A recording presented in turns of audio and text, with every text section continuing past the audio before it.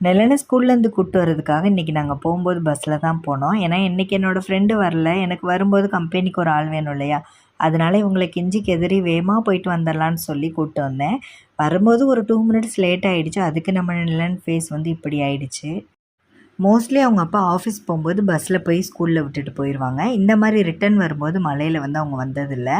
So இன்றைக்கி நான் வந்து உங்களை ஷெல்டர் வழியாக எப்படி கூப்பிட்டு போகிறேன்னு பாருங்கன்னு சொல்லிட்டு எப்பவும் வர இந்த பாயிண்ட் வரைக்கும் வந்தாச்சு.